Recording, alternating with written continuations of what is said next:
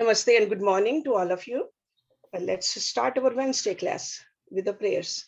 Om Guru Brahma, Guru Vishnu, Guru Devo Maheshwara, Guru Sakshat Parbrahma, Tasmai Shri Guruve Namaha, Om Bhu Bhuva Swaha, Tatsavitra Varenayam, Bhargo Devasya Dhimahi, Diyo Yo Nah Prachodayat, Asto Ma Satgamya, तमसो मां ज्योतिर्गम्य मृत्योर्मा अमृतं गम्य ओम सहना भवतु सहना भुनक्तु सह वीर्यं कर्वावहि तेजस्वी नावधीतमस्तु मां विद्विषावहि ओम शांति शांति Shanti Om. If you remember, last week we talked about Lord Shiva and several incarnations of Lord Shiva. Okay, from Shiva Mahapurana. Hinduism has its own culture and philosophy. We all know that, and it is one of the oldest religion in the world. Hindu religion believes in three supreme entities which control the universe since its creation, as these entities had powers to create as well as power to destroy also. The creator is called Lord Brahma. The sustainer is called Lord Vishnu.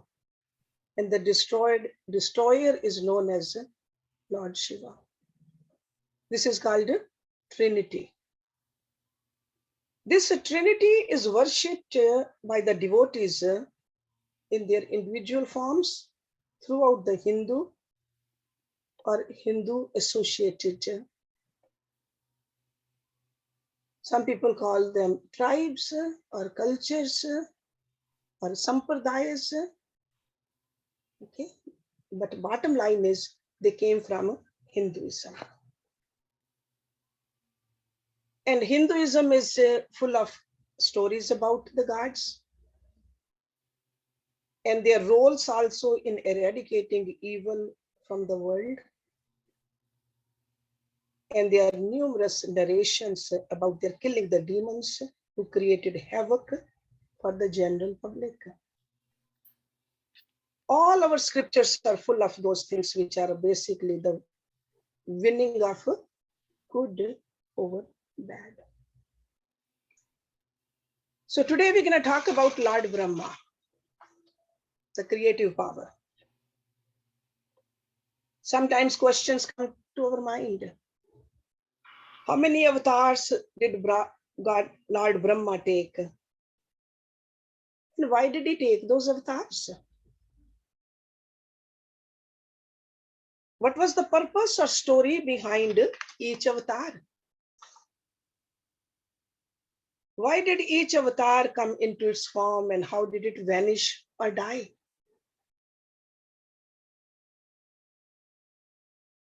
And any other information about Brahma, the birth, the parents, the siblings, the wife, children, his weapons, etc.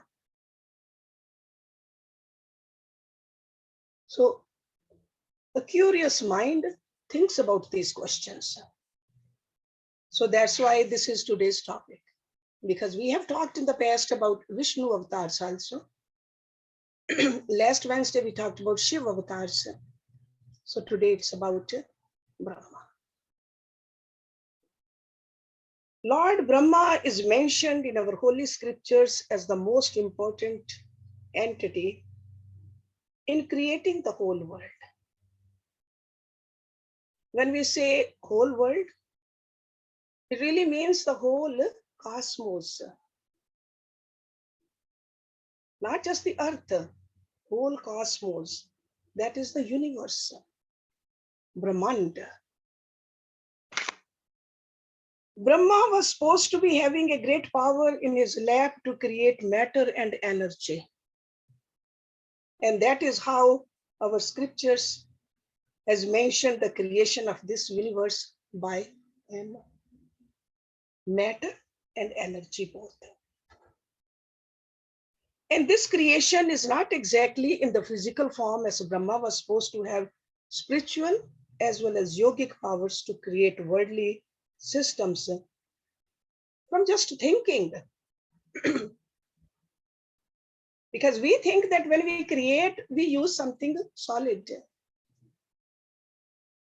This was from the mind. And use of infinite energies.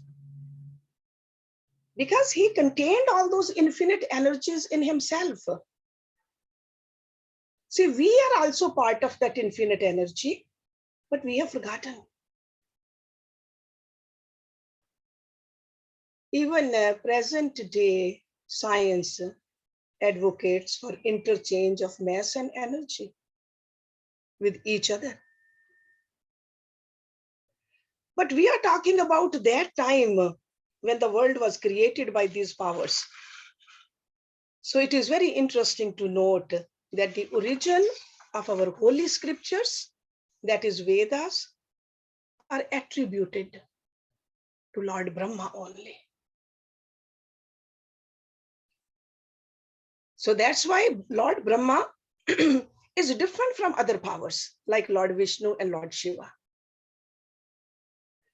Lord Brahma is considered the father of our dharma,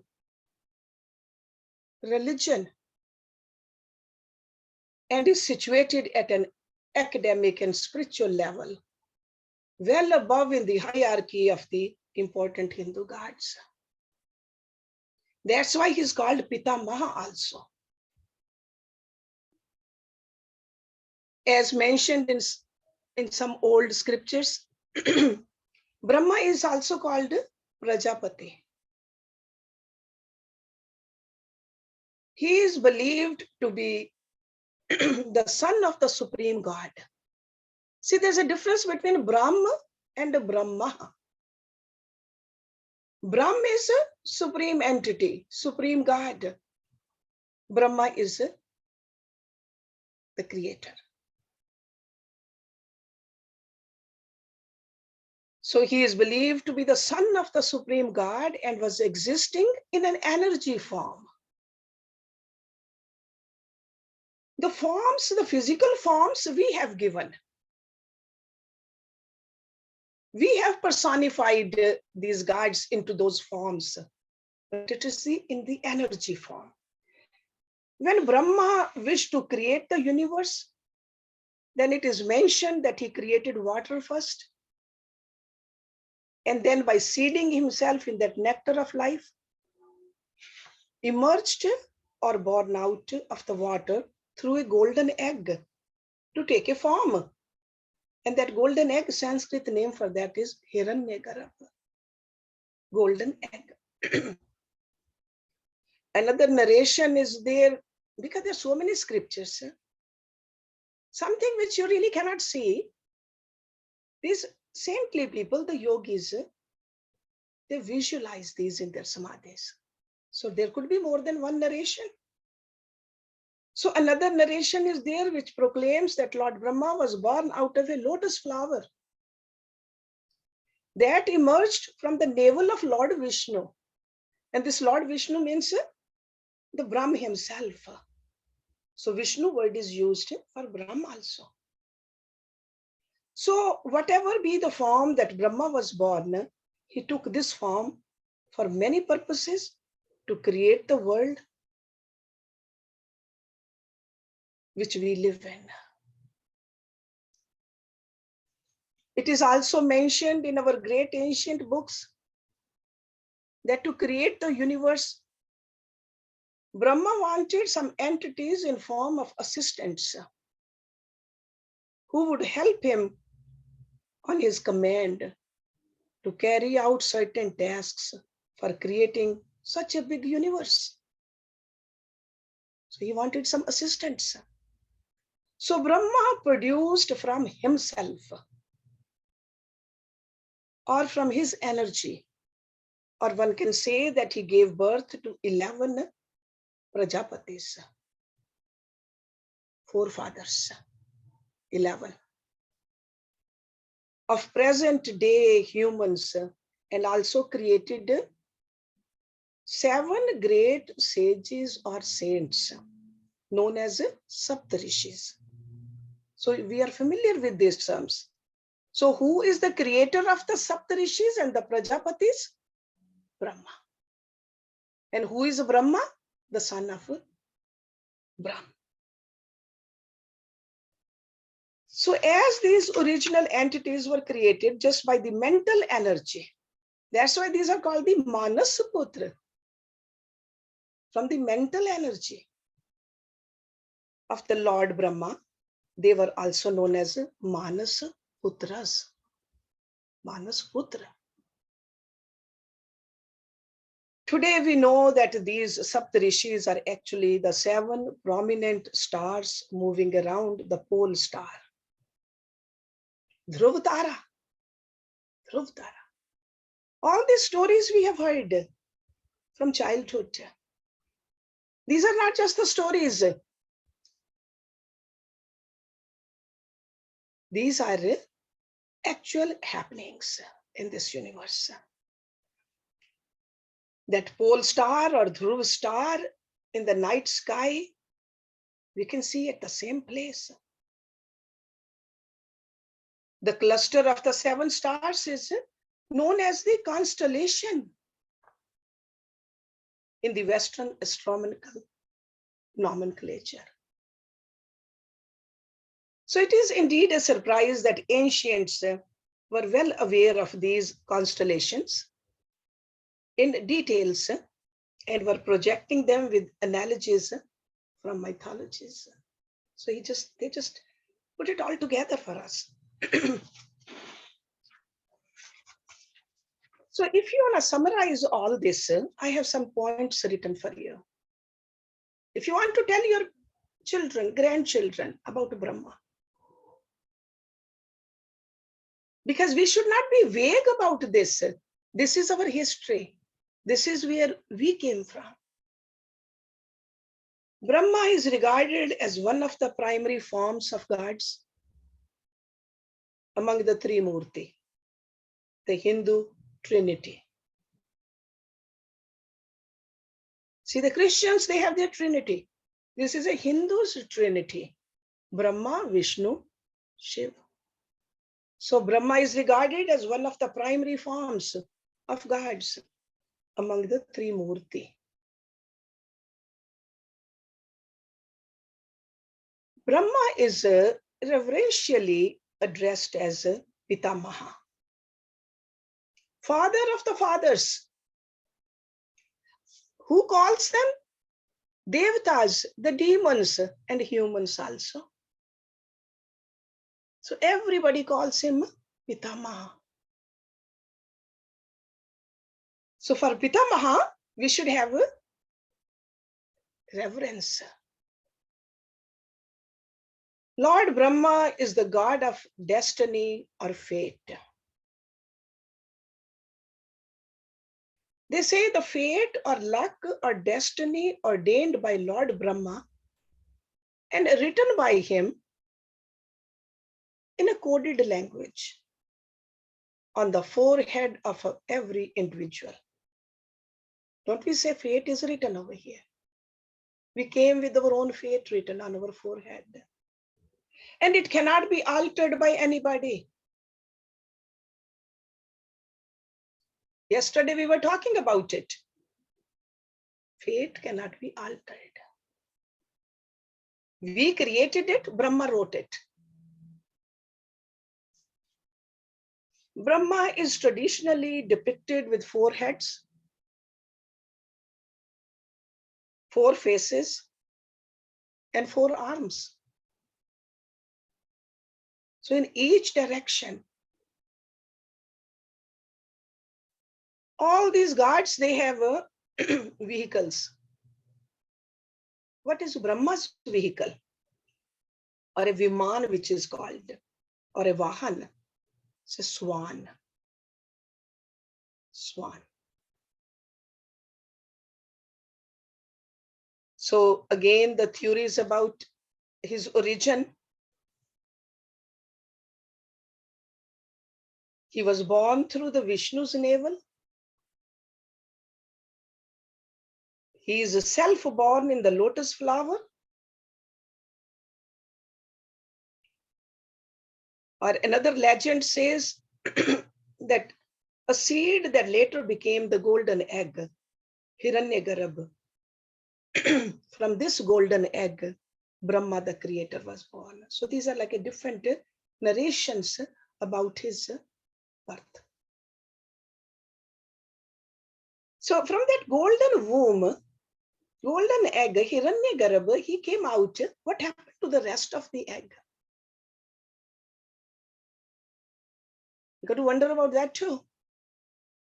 Nothing is created for nothing. There's a purpose behind it. So our scriptures, they say the remaining materials of this golden egg expanded into the Brahmand or universe. That's what it is. Whole Prakriti. Then he created 10 sons from his mind.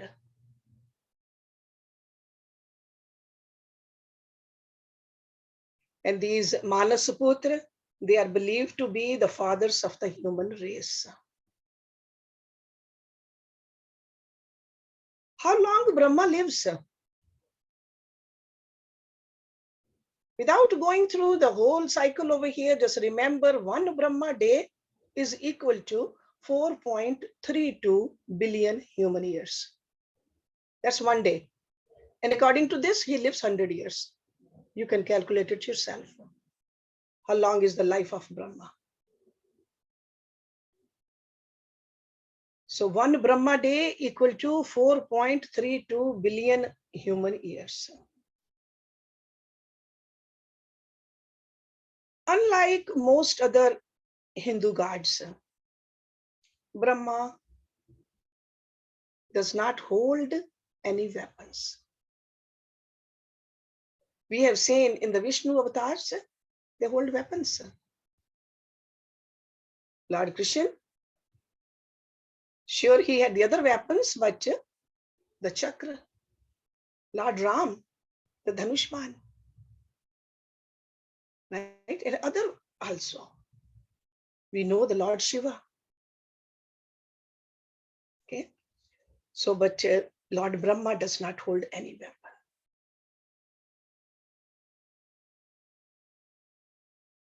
In India and all over the world also right now, we see a lot of Hindu temples.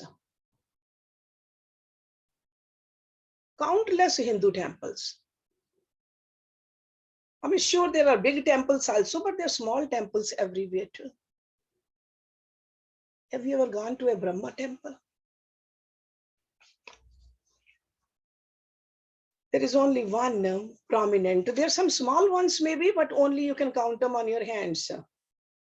Only one prominent Brahma temple in Pushkar, Rajasthan. That is the only place. Why? They say that once Lord Shiva cursed Brahma that he would never be worshipped by any human being. And why was he cursed by Lord Shiva? Because he lied.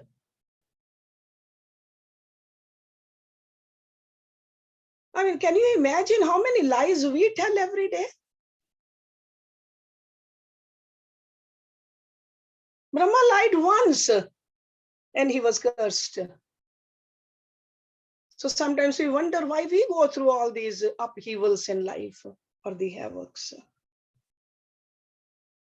Ever since we were little, what did our mother say to us? Jhoot bolna paap hai.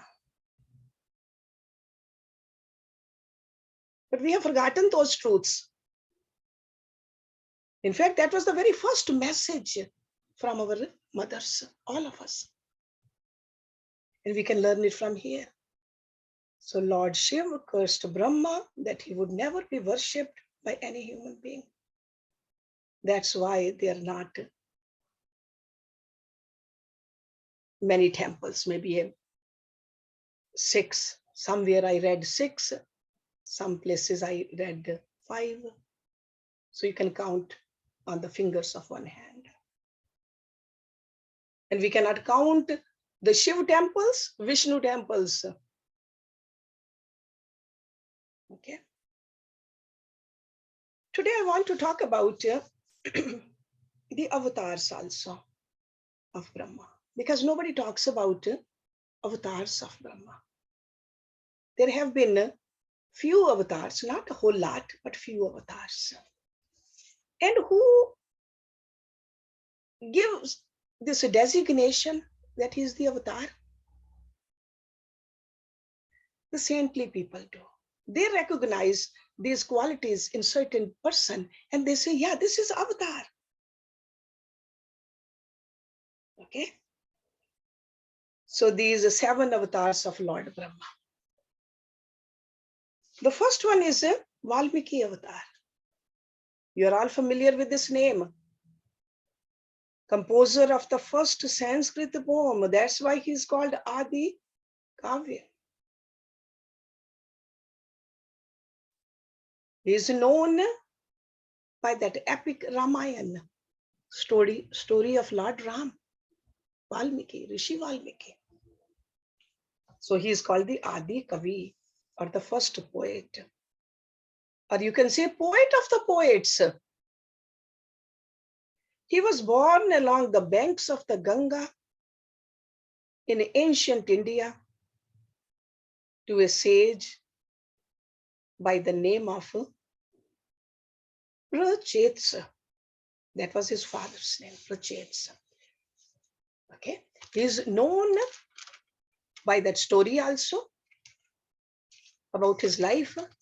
He was married, had children, but is more known for that epic Ramayana. So when somebody has that kind of a creativity, who can see the past, who can see the present, and who can see the future also, Trikal Drashta. So no wonder our Rishi is called Valmiki ji, Brahma Avatar. Put him in that category. And there is an avatar by the name of Kashyapa. This is a second avatar. He's a revered Vedic sage of Hinduism. He was one of the 7 ancient rishis, which are called the Sapt Rishis in Rig Veda. And in numerous other Sanskrit texts and other cultural books also mention Kashyap Rishi's name. He is the most ancient rishi listed in the colophon verse in the Brihad Aryanaka Upanishad. So that means his name is in the Upanishads. And he's called a self-made scholar in the Atharva Veda also. He was based in the northwestern part of the Indian subcontinent. And the legends attribute the region of Kashmir to be derived from his name, Kashyap Rishi and Kashmir.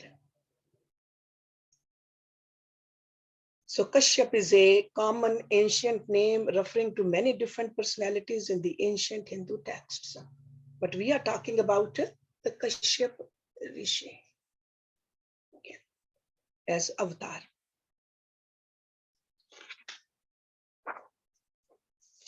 Then there is a Dattatreya Avatar. He was also an avatar of Brahma, they say, and is considered the first teacher in the world. He was the teacher of yoga. And in Sanskrit, he is known as Adi Guru. It is mentioned that he learned everything from the nature and then passed it on to others. And that's why we see in yoga, whether we talk about the asanas or the mudras or the pranayams, we can see how they are related with the nature. Even the names themselves, whether it's a vrikshasana or a nauka asana, whether it's a gomukhasana or kaki mudra, matsyendra asana or matsyasana, all from the nature. So it has been passed to us by these avatars. Then we are all familiar with Rishi Vyasa. He's the fourth avatar. Vyasa. Ved Vyasa. We often talk about him.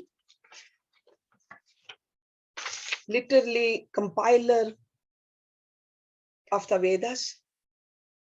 And he is also a central and revered figure in most Hindu traditions. That's why he's called Ved Vyasa, the one who classified the Vedas. So birth name was Krishan Dwapayan, referring to his complexion and the birthplace.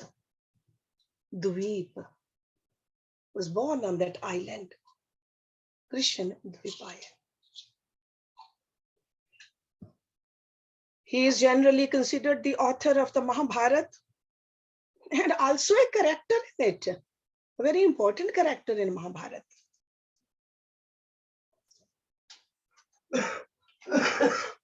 And he also wrote the Purans also, 18 Purans. And Ved Vyasa is one of those 7 Chiranjeevis. Chiranjeevi means they are still in existence, according to the Hindu belief. Last week I gave you the list of those 7 names, and Rishi Vyasa was one of them.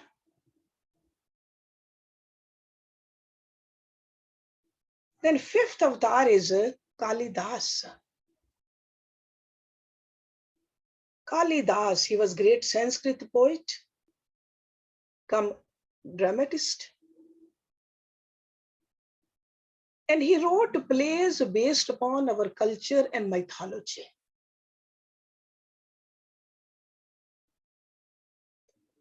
And because of these plays, he got a lot of fame.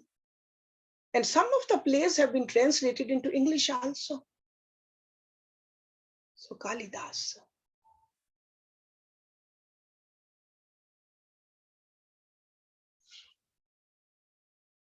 Next avatar is Chandra Avatar. Chandra means the moon god.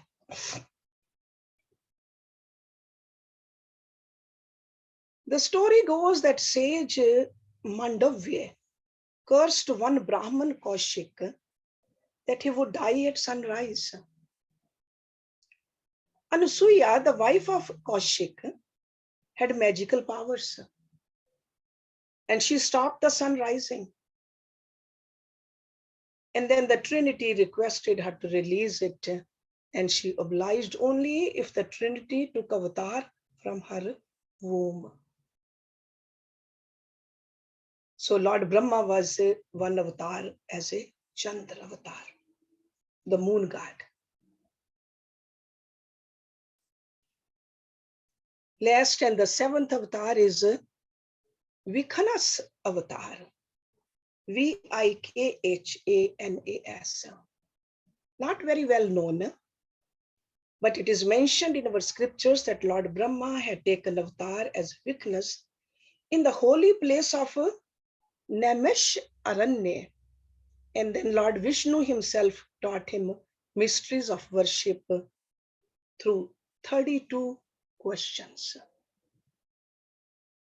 Okay, so this avatar, Vikahanas Avatar, is mentioned in our scriptures that Lord Brahma had taken avatar as Vikahanas in the holy place of Namish Aranya. Aranya means a forest. Namish is the name.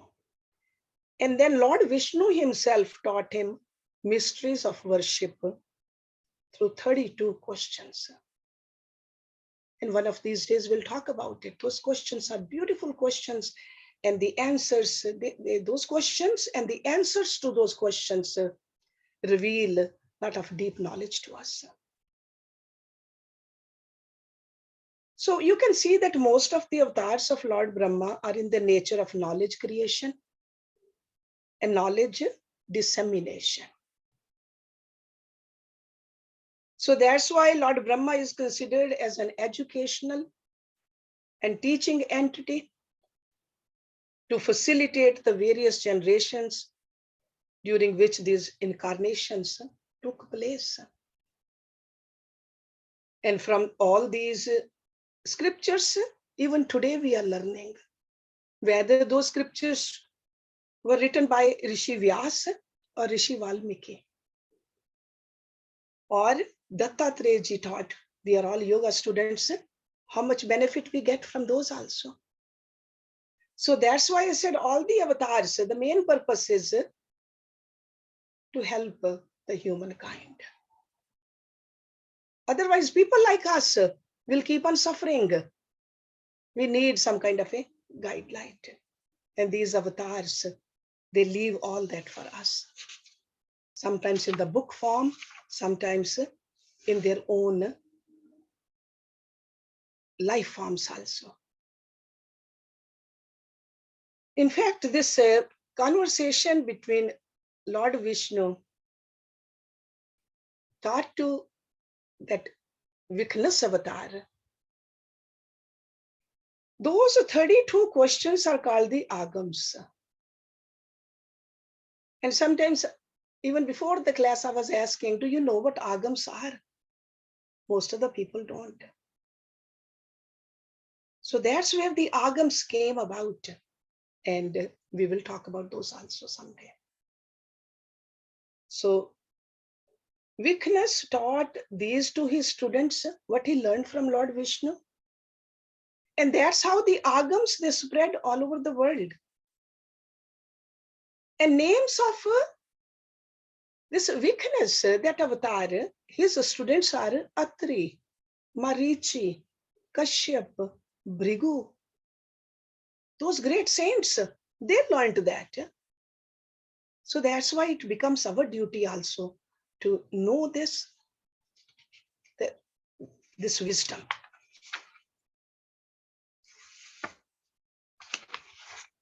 We all know whether it's a Lord Vishnu or Lord Shiva or Lord Brahma, they have a female counterpart to them, the Shakti. And what is the female counterpart or the consort of Lord Brahma? Saraswati. Saraswati.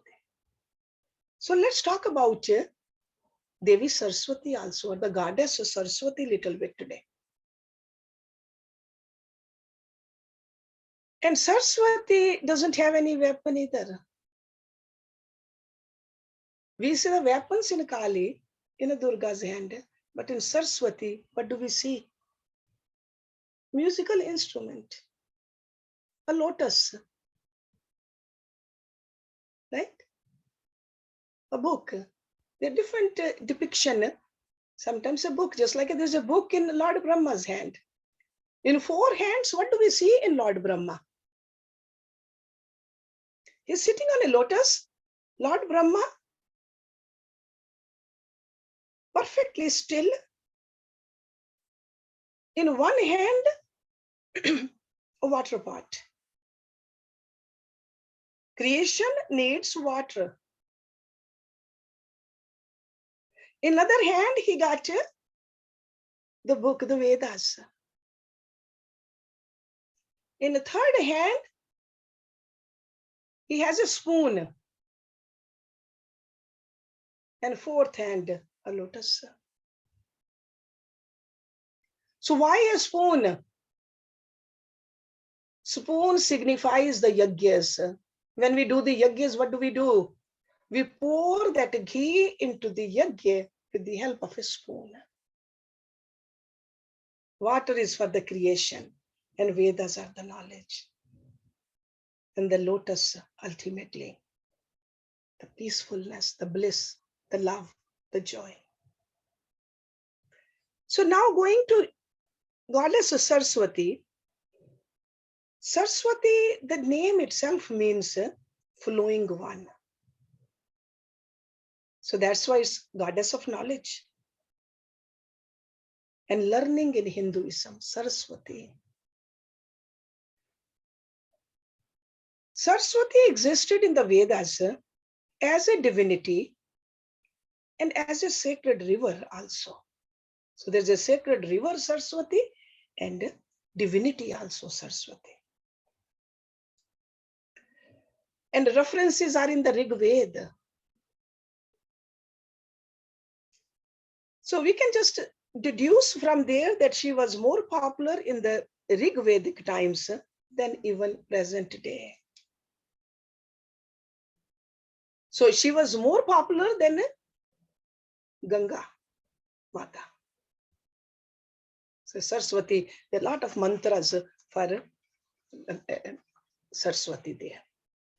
But later on in the Puranic lore, the Ganga became more popular as we see that from all those stories. The early Vedic people lived on the banks of Saraswati. And this river used to flow in Western India through what is now the Thar desert. But eventually it dried up. You can look up, you will see that there's a whole lot of information about this, how Saraswati river died up. But basically Saraswati is like a goddess and the river both. So she is worshipped by the students. Knowledge. Students want the knowledge. And we all know that in January there's a Basant Panchami, and that is the day to worship Saraswati. The worshipper of Saraswati, they will wear yellow clothes, eat something yellow, offer yellow things, yellow flowers, yellow prasad to Mata Saraswati for knowledge. So Saraswati grants wisdom, knowledge, creativity, and intuition also for the flowering of our minds and even the refinement of our character. Because if the knowledge makes us arrogant, that knowledge is not a real knowledge. The more we know, the more humble we should become. So knowledge should give us humility. So when we look at that statue of, or the picture of Mata Saraswati, we see that humility. White lotus, white sari, perfectly serene. Musical instrument, a little book, the rosary. So all those symbolic representation give us peace. Root of the speech was, we see that in the Sanskrit mantras. And even in the religious activities. That's why those mantras are recited in some particular fashion. So that's why Mata Saraswati is called a Vag Devi also. Vag means the speech. Speech personified. And speech is so central to our lives. All the activities in our life on this earth, speech is very important. That's why even when we do the yajnas, we are praying to God and we are making a promise to God also that we will have this Vani of ours, the speech of ours, not only sweet, truthful also. and beneficial to others also. Okay, so Goddess Saraswati teaches us that. So Saraswati is the goddess of light who dispels our ignorance and inner darkness through her grace. That's the word I wanted to use. The grace in that goddess. Even gods worship her for developing proficiency in different fields. That's how important Goddess Saraswati is. She is addressed with different names by her devotees. When she is the giver of the essence, it's called Sharda. That's a name for Goddess Saraswati. Controller of the speech, she is called Vageshwari.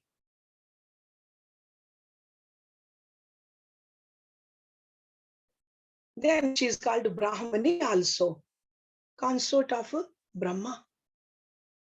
Veena Dhari, the holder of the Veena.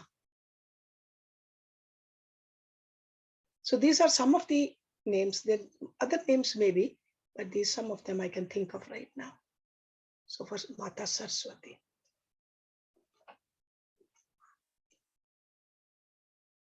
So she is depicted, even if you look at it in the Google, you can just want to see the picture, you will see that she is depicted as a beautiful, graceful goddess in spotless white clothes, spotless, with 4 hands, seated on a lotus seat, holding a veena, the musical instrument, with one hand and resting the veena in the lap. That's how most of the time they show. Remaining 3 holding a book, a rosary, and lotus, respectively. That's how the 4 hands are. And normally you see that Goddess Saraswati is depicted with water or a river in the background. Water. See, just like Brahma, the water bowl in his hand. Water is a very key element. Even now, when the scientists, astronauts, they are looking for life somewhere, what do they look for? Water. Water. So that's why Saraswati, Mata Saraswati is near a river.